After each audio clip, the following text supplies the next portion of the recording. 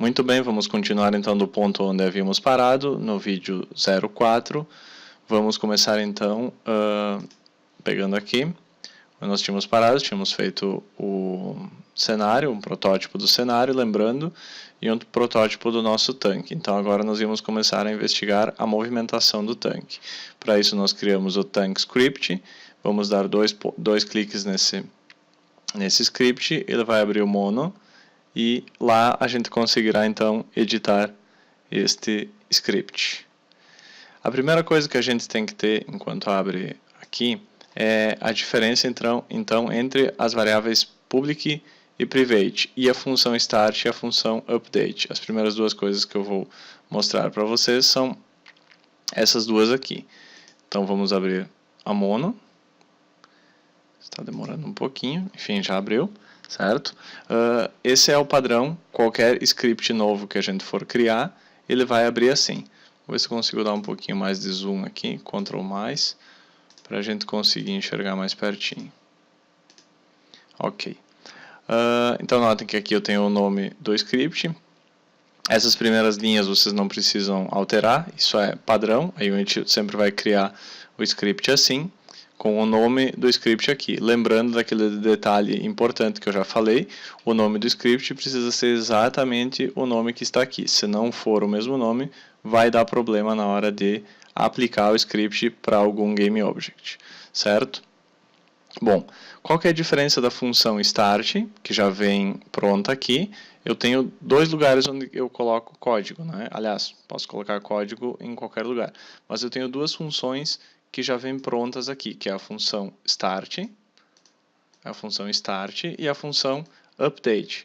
Qual que é a diferença delas? Notem que tem um comentário aqui que já vem previamente colocado pela própria Unity, que diz: use isto para inicialização e a função update é chamada uma vez por frame. O que significa isso?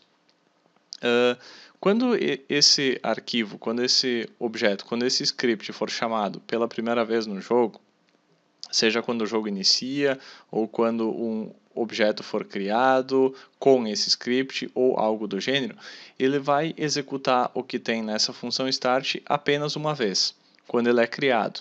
E na função update é um código que vai ficar sendo executado sempre no jogo. Ele termina e começa de novo, é um loop. Ele é executado uma vez cada frame. Certo? Então, ou seja, num jogo que está sendo executado ali a 60 frames por segundo, o código da função update vai ser executado 60 vezes em um segundo, certo? Então, por exemplo, imaginem o seguinte, sei lá, o tanque vai começar com a vida 100, né?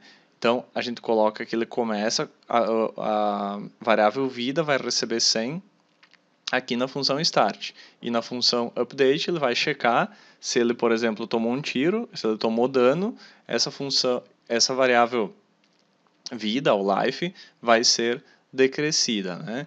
Então, é mais ou menos para isso que ele serve, certo?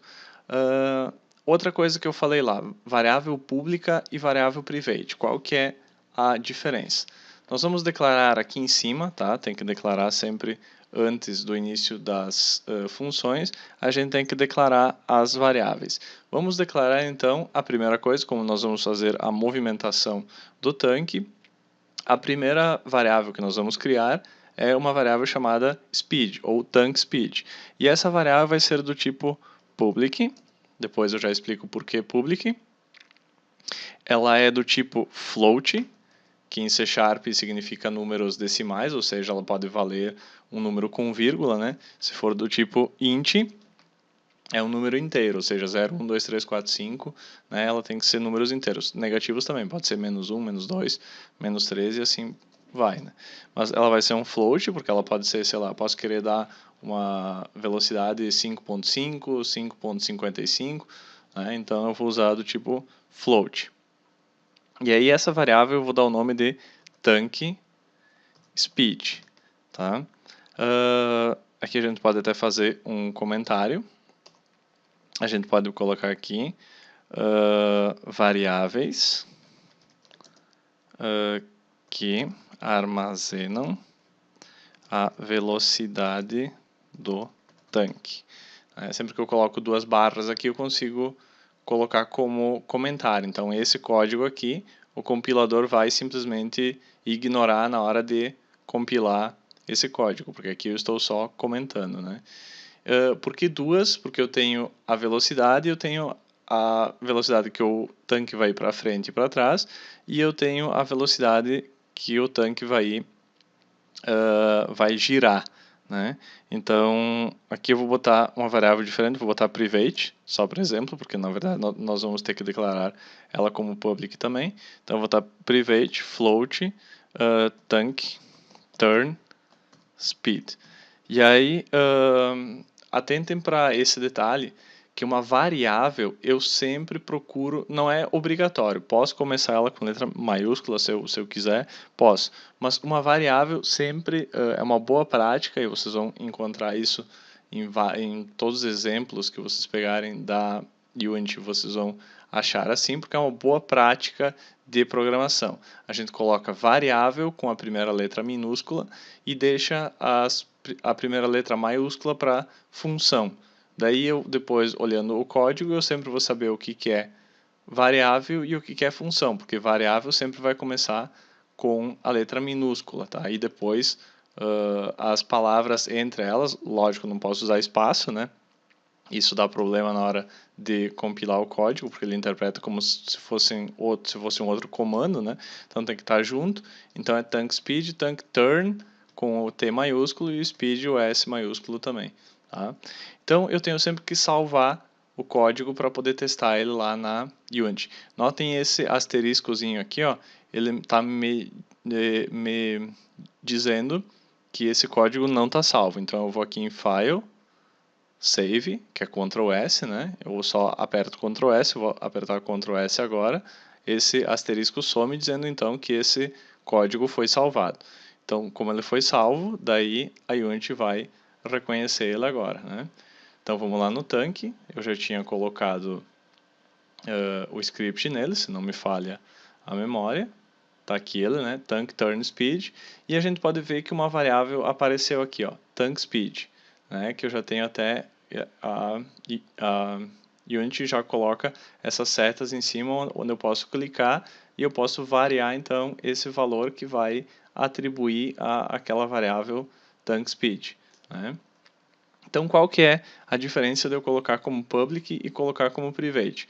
Se eu coloco como public lá dentro, essa variável vai aparecer aqui fora e eu consigo modificar ela dentro do editor da Unity. Se eu colocar como private, ela não aparece, ela fica escondida lá dentro. Ou seja, eu não consigo alterar ela por aqui, tá? Aí vocês podem perguntar, mas não é bom colocar todas como public? Não necessariamente, pode ser que tenha alguma variável que eu não vou precisar mexer, ela vai ser em um determinado valor e eu não preciso mexer ela aqui, então ela pode ficar lá dentro. Eu não preciso expor ela aqui fora. Daí eu deixo ela declarado como private, certo? Então vamos voltar lá. Eu vou trocar aqui. Notem que o tank speed apareceu e o tank turn speed não. Então eu vou botar public aqui. Vou dar um Ctrl S, né, para salvar. Salvei, saiu fora aquele asterisco. Vamos abrir então a Unity, dar um tempinho para ela compilar. E por que não está aparecendo? Vamos lá. Está demorando um pouquinho mais. Aí, apareceu. Tank Turn Speed. E notem que a Unity acerta para nós, ela coloca, mesmo eu tendo declarado com letra minúscula, ela coloca com letra maiúscula aqui. Desculpa, e ela coloca o espaço automaticamente onde eu coloquei uma letra maiúscula, certo? Por isso que é bom a gente ter essa prática de ir colocando então as letras maiúsculas que separem uma palavra da outra. Se esse tank speed for tudo minúsculo, por exemplo assim, eu salvo e eu vou ver que aqui na Unity, assim que ele compila, que está demorando um pouquinho, mais do que deveria, ele vai tratar então esse tank speed como sendo uma única palavra, ó, tank speed, ele coloca tudo junto, certo? Por isso que é bom eu criar esse hábito e declarar as variáveis assim, para a Unity poder melhor representar isso para mim e as variáveis virem bem descritas aqui fora, certo? Bom, então isso era o que eu tinha para falar para vocês de variáveis public e private e da função start e a função update, certo? Bom, onde que eu vou declarar então a movimentação do tanque? Primeiro, o que eu preciso saber para o tanque se mexer? Essa variável não nos serve para nada porque ela não é modificada em nenhum momento dentro do meu script. Eu simplesmente criei elas aqui em cima, certo? Eu poderia atribuir para elas um valor aqui na função start, mas não tem necessidade. Essa função start vai ficar no momento vazia. A gente não precisa inicializar nada para que o tanque comece a se mexer. Então, na função update, eu vou precisar verificar se o player está pressionando um dos eixos, tá? Ou seja, se ele está pressionando a seta para cima, a seta para baixo, a seta para o lado e a seta para a esquerda e a seta para a direita, tá? Para isso, eu vou precisar usar uma função que está aqui, que é a função getAxis, tá? Ou seja, ela pega os eixos. E para isso, eu preciso verificar os inputs, tá? Eu posso acessar na própria Unity uma seção que é muito utilizada seguidamente, que é a parte da documentação da Unity, que a gente acha aqui no Help e Unity Manual ou Scripting Reference. Vamos abrir o Scripting Reference, ele vai abrir no Chrome ou em algum outro navegador, ele vai abrir a referência dos scripts da Unity, né? Isso é muito útil para nós, tá? É muito útil a gente acompanhar isso e utilizar para tirar dúvidas. Qualquer desenvolvedor, qualquer programador que esteja trabalhando com a Unity vai usar isso direto para aprender melhor, procurar o que ele está necessitando aqui na documentação. Então, ou seja, eu vou procurar a classe input, né? Vamos dar um enter aqui, ele vai procurar e ele vai dizer, olha, que nós temos essa classe input e logo em seguida a getAxis, que é aquela que eu vou usar. Ele diz aqui, ó, interface no input system da Unity. Então vamos aqui no input, vamos ver o que ele me fala. Enfim, esse texto aqui ele traz toda a descrição, ele mostra como é que funciona e tal. Não vou me deter muito aqui, mas tem uma função chamada getAxis aqui, ó, que retorna o valor do eixo virtual identificado pelo nome do eixo, axis name. Vamos entrar nesse getAxis aqui. Aqui ela descreve como ela funciona e ela diz que o valor está entre -1 e 1 para keyboard e joystick input. Enfim, o que ele quer dizer com isso? Que eu tenho o eixo vertical, né? E eu tenho o eixo horizontal. Ou seja, se eu pegar o eixo vertical e eu estiver pressionando a tecla para cima, o valor do eixo vai valer 1. Se eu estiver pressionando a tecla para baixo, o valor do eixo vai valer -1. Se eu estiver pressionando a tecla para a esquerda no eixo horizontal, o valor do eixo vai valer -1. Se eu estiver pressionando a tecla para a direita, o valor do eixo vai valer +1. Certo? Então, a Unity fica lendo esses valores, né, e fica retornando dentro da função update esses valores aqui, certo? Olha, aqui ele está até usando um exemplo bem parecido com o nosso tanque. Ela está criando, olha, ele tem um exemplo aqui, onde ele está criando um float público para o speed, que é 10, né? Ele está colocando, ele já está atribuindo um valor aqui. Esse igual significa recebe, né? Então, a variável float speed está recebendo 10, né? E rotation speed, né? Que no nosso caso é como se fosse o tank speed e o tank turn speed, né? Recebe 100, né? E aí aqui na função update, ele está fazendo exatamente aquilo que a gente quer que o nosso tanque faça, tá? Então podemos até copiar esse código aqui, certo? Desse exemplo. Eu vou copiar ele aqui, vou dar um Ctrl C e vou entrar lá no nosso código e vou colocar ele dentro da função update e vou dar um Ctrl V. Só que eu vou trocar então aqui speed, eu vou botar o nosso tanque speed, e aqui em vez de rotation speed eu vou botar tanque turn speed, exatamente para deixar igual aos valores que eu coloquei, tá? Lá ele estava setando com os valores 5 e 100, a gente pode até tentar ver o que acontece. Depois eu explico para vocês o que está fazendo cada um, o que essas linhas estão fazendo. Por hora vamos salvar aqui, tá? E vamos ver então o que está acontecendo com o nosso script aqui do tanque, mas eu vou ter que colocar aqui, tem que esperar um pouquinho mais, porque não sei por que a Unity está demorando tanto assim para atualizar. Vamos botar aqueles valores que ela colocou aqui, 10 e 100. Vamos ver o que acontece. E vamos dar um play.